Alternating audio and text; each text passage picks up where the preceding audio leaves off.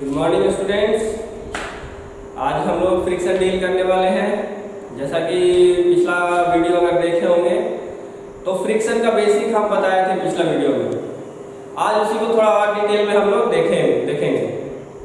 पिछला वीडियो का याद है क्या क्या देखे थे? कुछ याद करने का कोशिश कीजिए, थोड़ा सा रिकॉल करते हैं क्या क्या देखे थे। रिकॉल कर लेंगे तो आसान रहेगा, आगे समझ में आएगा। पिछला वीडियो में हम लोग क्या देखे थे? फ्रिक्शन का बेसिक क्या बोले थे?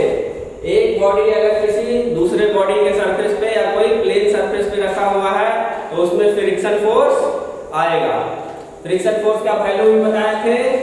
अगर बॉडी मूव नहीं कर रहा है, अगर बॉडी मूव नहीं कर रहा है, स्टेबल है, तो स्टैटिक फ्रिक्शन होगा। और स्टैटिक फ्रिक्शन कितना होगा? Mu into normal reaction N बताए थे। नॉर्मल रिएक्शन वेट के कारण नॉर्मल रिएक्शन आया था। दूसरा फ्रिक्शन कौन था? दूसरा एक फ्रिक्शन आया था जब बॉडी मूव करेगा। तो बॉडी मूव करेगा तो आपका डायनेमिक फ्रिक्शन भी इसमें आ जाएगा। वो ऑप्शन आपका डायनेमिक फ्रिक्शन का भी आता है। उसका वैल्यू बताए थे क्या होगा? नहीं बताए थे। बताए थे? बिल्कुल नहीं बताए थे। आज हम लोग देखेंगे डायनेमिक फ्रिक्शन में और क्या क्या होता है। तो जब बॉडी मूव करता है तो डायनेमिक फ्रिक्शन तो आएगा ही आएगा, ठीक है, मगर उसके साथ साथ और भी कुछ आएगा। एक नया टर्म और आएगा। क्या आएगा? Limiting friction. लिमिटिंग फ्रिक्शन या मैक्सिमम फ्रिक्शन उसको बोलते हैं। Limiting friction.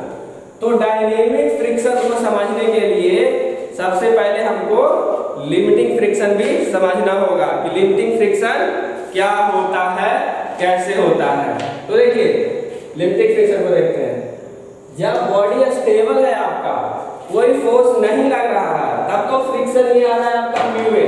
तो उस केस में जब बॉडी स्टेबल है तो मैक्सिमम फ्रिक्शन आपका म्यू ए ही होगा, मतलब coefficient of friction into normal reaction. और ये एक प्रॉपर कांस्टेंट वैल्यू होगा। प्रॉपर कांस्टेंट वैल्यू होगा किसके लिए? For particular body, for particular mass of body, क्योंकि मास पे ही डिपेंड करता है ना नॉर्मल रिएक्शन। तो पार्टिकुलर मास के लिए ये कांस्टेंट होगा। मतलब अगर 1 kg का बॉडी है तो 1 kg का बॉडी है और म्यू अगर कांस्टेंट है तो ये वैल्यू भी कांस्टेंट होगा, ठीक है। तो स्टैटिक के केस में जब बॉडी एट रेस्ट है तो मैक्सिमम फ्रिक्शन आपका ये, ठीक है, मैक्सिमम फ्रिक्शन आपका म्यू है, ठीक है। अब इतना सब जो देखे, क्या देखे कि जब तक इस पे कोई फोर्स नहीं लग रहा था, जब तक इस पे कोई फोर्स नहीं लग रहा था, मगर जैसे ही कोई फोर्स लगेगा सारा का सारा कंडीशन चेंज हो जाएगा, ठीक है, सारा का सारा कंडीशन चेंज हो जाएगा। अब हम लोग इसको दूसरे तरीके से देखेंगे फोर्स लगाने के बाद। सपोज दैट यहाँ पे कोई फोर्स P लग रहा है, P फोर्स से इधर हम पुल कर रहे हैं, ठीक है। तो जितना फोर्स P से पुल कर रहे हैं उस P फोर्स के अनुसार यहाँ पे फ्रिक्शन जनरेट होगा, ठीक है। ये तो इस वेट के कारण आपका ये maximum limiting friction, maximum friction हुआ म्यू है ना। मगर जैसे ही फोर्स लगाएंगे इस फोर्स के कारण जो फ्रिक्शन होगा वो इस फोर्स पे डिपेंड करेगा एक पार्टिकुलर लिमिट तक ही, ठीक है। जैसे अगर हम क्या देखते हैं कि कोई एक बड़ा सा पत्थर रखा हुआ है किसी बॉडी पर, किसी सरफेस पर, या पहाड़ पे घूमने गए हैं आप लोग? गए हैं पहाड़ पे घूमने, ठीक है।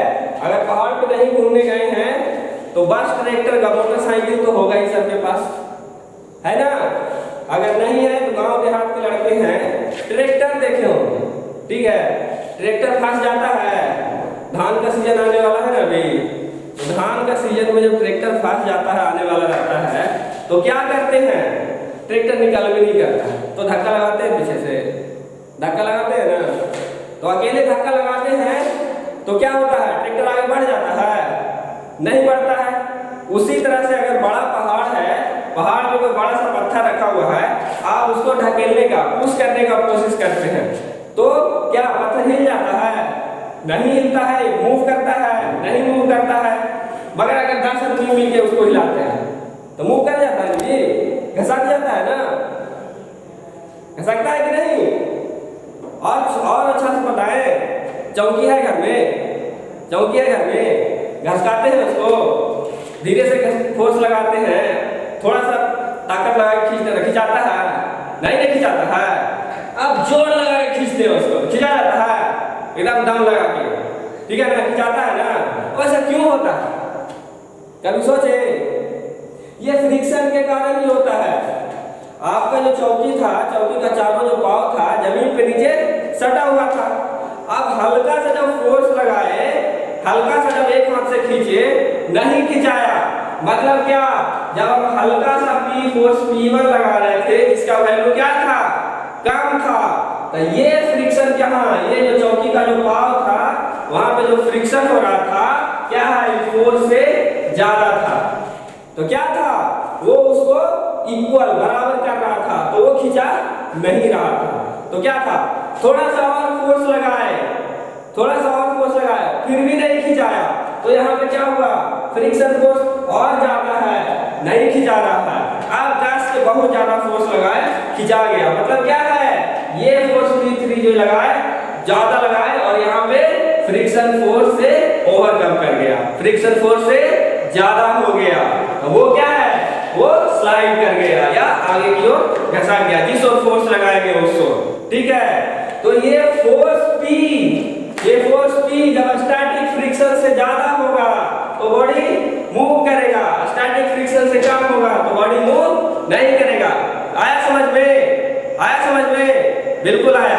नहीं समझ में आया तो एक बार फिर से देखिए, यहाँ पे जो फ्रिक्शन फोर्स है, यहाँ पे जो फ्रिक्शन फोर्स है वो धीरे धीरे बढ़ता जाएगा जब यहाँ पे हम फोर्स बढ़ाएंगे, और वो एक मैक्सिमम लिमिट तक जाएगा, मैक्सिमम लिमिट तक जाएगा। और उस मैक्सिमम लिमिट से जरा सा भी यहाँ पे फोर्स ज्यादा होगा तो मूव कर जाएगा, ठीक है। तो वही मैक्सिमम लिमिट पे जो फ्रिक्शन होगा उसी को हम लोग बोलेंगे लिमिटिंग फ्रिक्शन। आया समझ में? Maximum friction just before moving the body by applying any force P is called limiting friction, is called limiting friction। Clear है? लिमिटिंग फ्रिक्शन समझ में आया? इसमें देखिए एक चीज और होता है, अगर बॉडी बहुत बड़ा है, बहुत भारी है, फ्रिक्शन फोर्स, सरफेस का नेचर बहुत ज्यादा रफ है, ठीक है, तो जैसे जैसे हम फोर्स लगाएंगे उसके अनुसार यहाँ पे फ्रिक्शन डेवलप होगा, एक मैक्सिमम लिमिट तक जाएगा, और उस मैक्सिमम लिमिट के बाद बॉडी मूव कर जाएगा। वही maximum limit of friction is called limiting friction. मतलब क्या है, बॉडी के मूव करने के पहले जो फ्रिक्शन होगा, जो मैक्सिमम फ्रिक्शन होगा, उसी को हम लोग बोलेंगे लिमिटिंग फ्रिक्शन। एक ध्यान देने वाली बात यहाँ पे है, ये जो लिमिटिंग फ्रिक्शन है ना, ये स्टैटिक फ्रिक्शन से ज्यादा होता है। क्लियर है? ये जो लिमिटिंग फ्रिक्शन है स्टैटिक फ्रिक्शन से ज्यादा होता है, और इसी दोनों के बीच का जो अंतर होता है उसको हम लोग कहते हैं डायनेमिक फ्रिक्शन। किसके बीच का अंतर? लिमिटिंग फ्रिक्शन, और जब बॉडी मूव कर जाता है तो मूव करते समय जो फ्रिक्शन होता है उसके बीच का अंतर को हम लोग बोलते हैं डायनेमिक फ्रिक्शन। समझ में आया?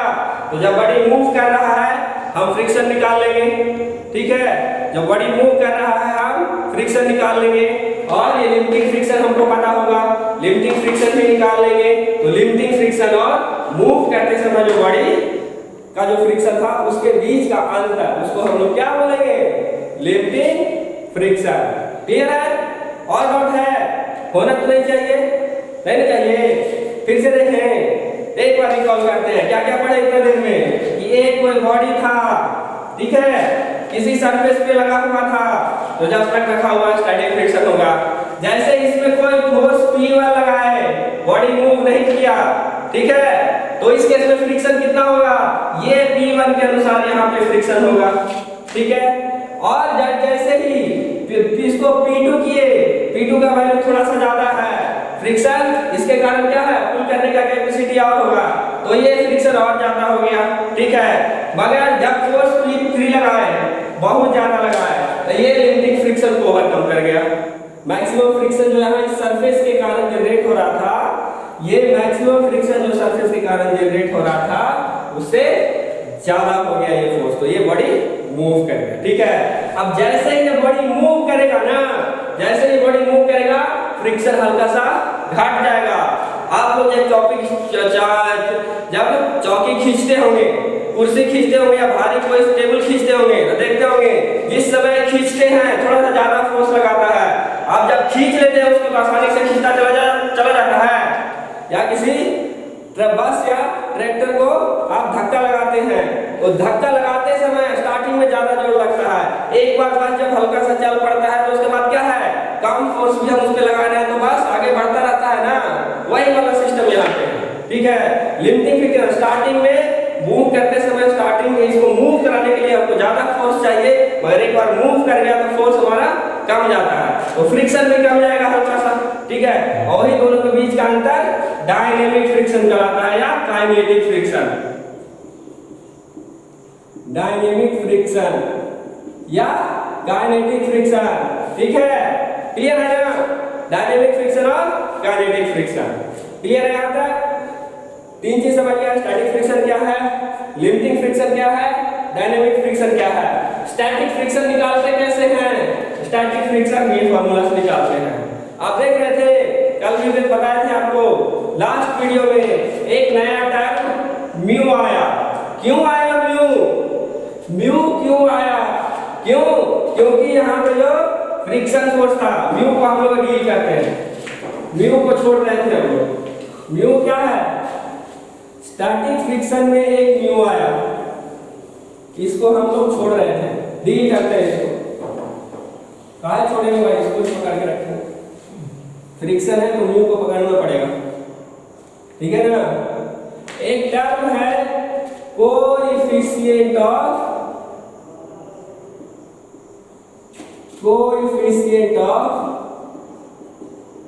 फ्रिक्शन, इसी को हम लोग डिनोट करते हैं म्यू से, इसी को डिनोट करते हैं हम लोग म्यू से।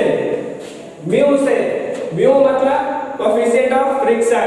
होता क्या है एक्चुअल में, ऐसे तो आपका बुक में क्या डेफिनेशन दिया हुआ है, स्टैटिक फ्रिक्शन और नॉर्मल फ्रिक्शन का जो रेशियो होता है उसको हम लोग बोलते हैं क्या, कोएफिशिएंट ऑफ फ्रिक्शन।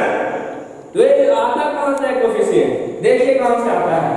ये जो आपका बॉडी था जो सरफेस पे रखा हुआ था, बॉडी था जो सरफेस पे रखा हुआ था, इस पे नॉर्मल रिएक्शन हो रहा था,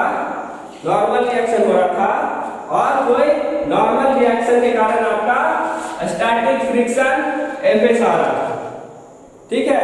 स्टैटिक फ्रिक्शन Fs आ रहा था, ठीक है। तो ये जो static friction Fs friction force जो है नॉर्मल रिएक्शन, यहाँ पे फ्रिक्शन फोर्स आएगा नहीं सरफेस पे, अब फोर्स नहीं लगाए हैं तो डायरेक्शन पता लगेगा फ्रिक्शन का, बताइए तो। अगर ये हॉरिजॉन्टल सरफेस है, ठीक है, इस पे कोई बॉडी या कोई पार्ट रखा हुआ है, ठीक है, मास हमको मालूम है, तो फ्रिक्शन का डायरेक्शन बता सकते हैं, नहीं बता सकते हैं। क्यों, क्योंकि मास के कारण वेट तो नीचे की ओर लाएगा और नॉर्मल रिएक्शन ऊपर की ओर लाएगा। फ्रिक्शन की फोर्स किस साइड वर्क करेगा पता है, नहीं पता है। तो फ्रिक्शन के लिए कोई ना कोई फोर्स लगना चाहिए, या तो इधर या तो इधर, ठीक है। अगर फ्रिक्शन के लिए फोर्स इधर भी लगा रहे हैं तो ये सरफेस में जो फ्रिक्शन जनरेट होगा क्या होगा, अपोजिट साइड में F जनरेट होगा फ्रिक्शन फोर्स। क्यों, प्रॉपर्टी के अनुसार, क्योंकि फ्रिक्शन में क्या पढ़े थे डेफिनेशन, दो एक सरफेस पे दूसरा बॉडी जब रखा हुआ है, एक सरफेस पे जब दूसरा बॉडी रखा हुआ है, अगर ये स्लाइड करेगा तो उस स्लाइड का अपोज करेगा फ्रिक्शन। तो फोर्स इधर लगा रहे हैं तो इधर की ओर स्लाइड कर रहा है, तो इसका अपोज क्या होगा, उधर की ओर कोई फोर्स लगेगा। न्यूटन का तीसरा नियम, न्यूटन बाबा याद है ना, 3 वो नियम दिए थे, जिंदगी में कभी नहीं भुलाइएगा। अगर भुला गए हैं तो एक बार रिवाइज कर लीजिए, ठीक है। भुला गए हैं, नहीं भुलाए हैं, याद कीजिए तीनों नियम, ठीक है। तो यहाँ पर फोर्स लग रहा था तो इक्वल अपोजिट साइड में फोर्स लगेगा। तो न्यूटन क्या बताए थे, जितना फोर्स लगेगा उतना ही अपोजिट डायरेक्शन में फोर्स लगेगा। तो फ्रिक्शन के केस में क्या होता है, ये जो अपोजिट साइड में फोर्स लग रहा है ये कितना लगेगा, मैक्सिमम लिमिटिंग फ्रिक्शन लगेगा। लिमिटिंग फ्रिक्शन ही मैक्सिमम फोर्स लगेगा ना जी। उसके बाद तो क्या होगा, बॉडी मूव करने लगेगा ना, तो मैक्सिमम फ्रिक्शन फोर्स क्या हो जाएगा, लिमिटिंग फ्रिक्शन फोर्स। अगर ऑब्जेक्टिव में भी पूछता है कि मैक्सिमम फ्रिक्शन फोर्स किसी बॉडी में कितना हो सकता है एक सरफेस से दूसरे सरफेस के बीच में, तो क्या होगा, चार ऑप्शन में कहीं लिमिटिंग फ्रिक्शन नजर आए आंख मूंद के उसको मार दीजिए, ठीक है ना। तो मैक्सिमम फ्रिक्शन फोर्स किसी भी दो सरफेस के बीच में क्या होगा, लिमिटिंग फ्रिक्शन, ठीक है। तो ये इस डायरेक्शन में लगा, ठीक है। तो जब फोर्स लगा है तभी ना फ्रिक्शन आया, जब तक फोर्स नहीं लगा रहे थे तो फ्रिक्शन कंसीडर कर रहे थे, नहीं कर रहे थे। मगर बाय द वे कोई लोग पूछ देते हैं, बाबू एक बॉडी है बताओ तो फ्रिक्शन कितना लगेगा, मास इसका इतना है, तो उस केस में क्या है, बॉडी मूव नहीं कर रहा है तो स्टैटिक फ्रिक्शन बता देंगे, बिल्कुल बता देंगे। उस केस में बताएगा जी, बॉडी मूव नहीं कर रहा है तो स्टैटिक फ्रिक्शन आएगा ना, बॉडी जब नहीं मूव कर रहा है तो स्टैटिक फ्रिक्शन आएगा। अगर फोर्स लग रहा है तब ना हम डायनेमिक फ्रिक्शन या कुछ और कंसीडर करेंगे। सिंपल कोई बॉडी रखा हुआ है, नॉर्मल रिएक्शन आपको आ ही रहा है, दो को सरफेस है तो सरफेस का प्रॉपर्टी बता ही देगा, ठीक है। तो सरफेस का प्रॉपर्टी बता देगा, अब म्यू आपको बताएगा ना जी, नहीं बताएगा, बिल्कुल बताएगा, म्यू बताएगा।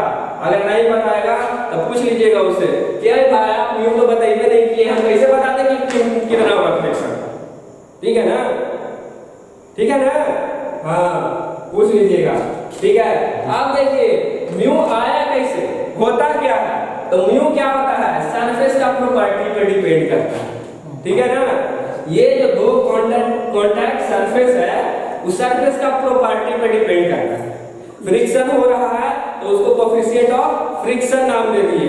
कोएफिशिएंट ऑफ फ्रिक्शन भी नाम क्यों दिए, तो उस पे भी एक चर्चा है कि ये फोर्स जो है फ्रिक्शन फोर्स, ये जो फ्रिक्शन फोर्स है नॉर्मल रिएक्शन का क्या होता है, नॉर्मल रिएक्शन के प्रोपोर्शनल होता है, नॉर्मल रिएक्शन के प्रोपोर्शनल होता है, ठीक है।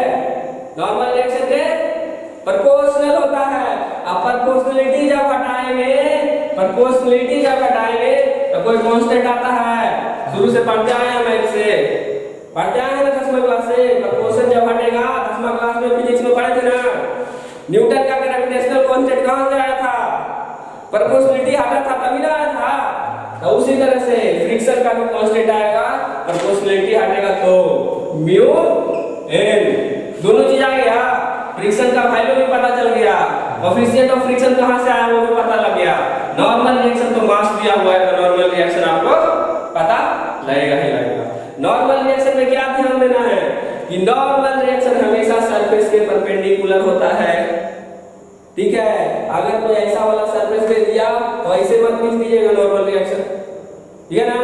ऐसा वाला सरफेस रहेगा तो इस सरफेस के परपेंडिकुलर, तो इस सरफेस के परपेंडिकुलर क्या हो जाएगा, इधर हो जाएगा, यहाँ पे 90 डिग्री आर्ट करेगा, ठीक है ना। तो नॉर्मल रिएक्शन ये हो जाएगा, ठीक है, क्लियर है। तो कोएफिशिएंट ऑफ फ्रिक्शन क्लियर हुआ।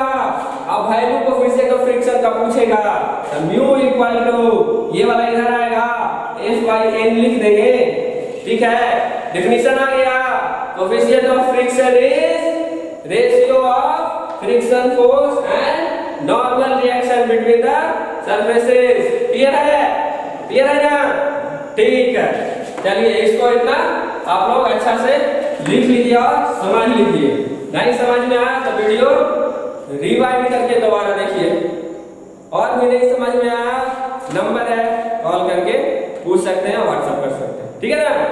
चलिए आगे देखते हैं और क्या होता है। कोएफिशिएंट ऑफ फ्रिक्शन तक समझ गए ना, म्यू का समझ गए ना, बिल्कुल समझे होंगे। आप देखिए कोएफिशिएंट ऑफ फ्रिक्शन जो म्यू था ये भी आपका दो प्रकार का होगा। कोफिशिएंट ऑफ फ्रिक्शन जो म्यू था ये भी आपका दो प्रकार का होगा, क्योंकि क्या देख रहे थे, friction mu equal to friction force बटा नॉर्मल रिएक्शन। तो फ्रिक्शन फोर्स क्या पढ़े, दो प्रकार का होता है, पढ़े थे ना पिछला वीडियो में, एफएस और एफके। क्या, स्टैटिक फ्रिक्शन और डायनेमिक फ्रिक्शन। क्लियर है ना? तो इन दोनों के अनुसार इसका वैल्यू बदलेगा। अगर स्टैटिक फ्रिक्शन होगा तो यहाँ पे एफएस होगा फ्रिक्शन फोर्स, अगर डायनेमिक फ्रिक्शन होगा तो यहाँ पे फ्रिक्शन फोर्स क्या लिखेंगे, एफ के लिखेंगे। अब इसका जो वैल्यू कुछ दिया हुआ रहेगा वो लिख देंगे, जो भी वैल्यू रहेगा हमारा प्रॉब्लम में क्वेश्चन में, ठीक है ना, वो लिख देंगे। तो म्यू दो को आ जाएगा, म्यू एस और म्यू के। म्यू एस क्या है, static coefficient of friction for static friction, coefficient of friction of for dynamic friction. ये क्या हो जाएगा, एफ एस बाई एन और एफ के बाई एन। क्लियर है? कोएफिशिएंट ऑफ फ्रिक्शन में भी अब कंफ्यूजन नहीं होना चाहिए। भाई देंगे कुछ दिया तो बता देंगे, बिल्कुल बता देंगे, नहीं बता देंगे तो मार खाएंगे। क्लियर है ना? नहीं बताएंगे तो क्या खाएंगे, मार खाएंगे और लड्डू मिलेगा। लड्डू याद होता है ना किसको बोलते हैं, जो अंडा, ठीक है, वही मिलेगा। तो ध्यान रखिएगा, अंडा नहीं लेना है हम लोग को नंबर लेना है, ठीक है ना? तो ये सब चीज याद रखिएगा। क्लियर है? देखते हैं और क्या बताए थे कल, एंगल ऑफ फ्रिक्शन बताए थे।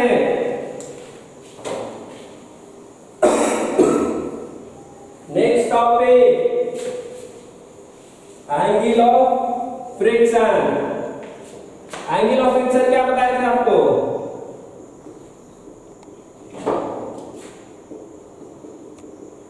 Angle of friction tan phi equal to क्या था, tan फाई इक्वल टू क्या था, F बाई N बताए थे।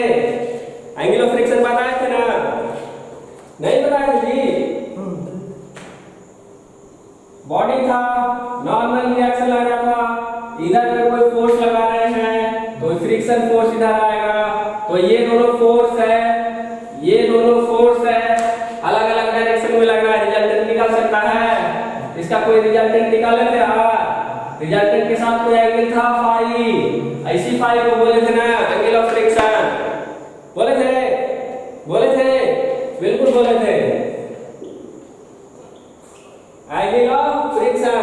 ठीक है, फाई का वैल्यू निकल जाएगा, क्या निकल जाएगा, phi equal to tan inverse F by N।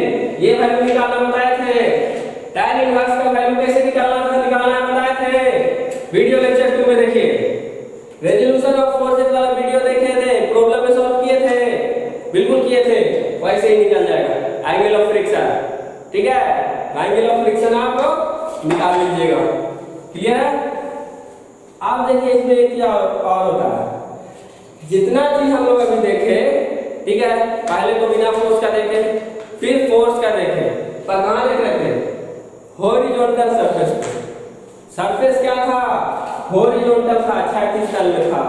अब अगर सरफेस से बॉडी जो रखा हुआ है वो अगर इंक्लाइंड प्लेन में रखा हुआ हो, तो मान लिया अगर बॉडी आपका इंक्लाइंड प्लेन में रखा हुआ है, ये बॉडी है जो इंक्लाइंड प्लेन में रखा हुआ है, इसका मास क्या है, m है, तब क्या होगा, तब फ्रिक्शन फोर्स कैसे निकालेंगे, और नया नया क्या चीज आएगा, क्या चीज हम लोग को ध्यान में रखना है, हम लोग देखेंगे। ठीक है ना? तो क्या है, पहले तो मालूम करेंगे कि ये सरफेस हॉरिजॉन्टल से कितना इंक्लाइंड है, सरफेस से कितना इंक्लाइंड है, सरफेस से कितना इंक्लाइंड है, कितना इंक्लाइंड है नहीं पता है, मान लिए अल्फा एंगल से इंक्लाइंड एंगल पे है। ठीक है ना? तो इस एंगल को क्या बोलते हैं, angle of repose, angle of repose. पहले वाला पोज जो हॉरिजॉन्टल वाला था खत्म करके नया पोज पोज बना दिए, फोटो में पोज देते हैं ना, नया पोज बना दिए, इसी को हम लोग बोलते हैं एंगल ऑफ रीपोज। क्लियर है? एंगल ऑफ रीपोज समझ में आया? अगर सरफेस इंक्लाइन हो, अगर सरफेस इंक्लाइन हो तो हॉरिजॉन्टल से जितना इंक्लाइन हो उसी को क्या बोलेंगे? Angle of repose. क्लियर है? क्लियर है? बिल्कुल क्लियर है। ठीक है, बाकी हम लोग देखेंगे अगला क्लास में कि एंगल ऑफ रीपोज और एंगल ऑफ फ्रिक्शन दोनों के बीच में क्या संबंध होता है, दोनों कैसे एक दूसरे से रिलेटेड है और क्यों एक दूसरे से रिलेटेड है। ठीक है ना? देखते हैं अगला क्लास में, देखते हैं फिर एंगल ऑफ रीपोज को हम लोग डिटेल में देखेंगे। ठीक है, और ये से tan फाई से या एंगल ऑफ फ्रिक्शन से कैसे रिलेटेड है। ठीक है, इतना तक से आप लोग फ्रिक्शन पूरा रिवाइज करके रखेंगे अगला क्लास तक, क्योंकि आगे आप दौड़ेंगे। अभी तक क्या था, घुसक रहे थे, धीरे धीरे चल रहे थे, और नेक्स्ट क्लास से क्या है, थोड़ा फास्ट लेके चलेंगे। बेसिक समझ में आ गया, थोड़ा सा फास्ट लेके जल्दी जल्दी खत्म करेंगे। ठीक है ना? तो फ्रिक्शन रिवाइज कर लीजिएगा, पिछला दो वीडियो वाला। ठीक है, अच्छा से समझ लेंगे, कोई कंफ्यूजन होगा बुक देखेंगे, बुक नहीं है नेट पे सर्च करेंगे, उससे भी नहीं समझ में आ रहा है व्हाट्सएप करेंगे। क्लियर है? ठीक है, अगर वीडियो अच्छा लगे तो पसंद कीजिए, लाइक कीजिए, शेयर कीजिए। ठीक है ना? और सबसे बड़ी बात, पढ़िए। लाइक करने पसंद करने से ज्यादा पढ़िए। नहीं पढ़िएगा ना तो लड्डू मिलेगा भाई, तो लड्डू हम लोग को नहीं खाना है, हम लोग को नंबर जुटाना है। ठीक है ना? ठीक है, ओके, थैंक यू।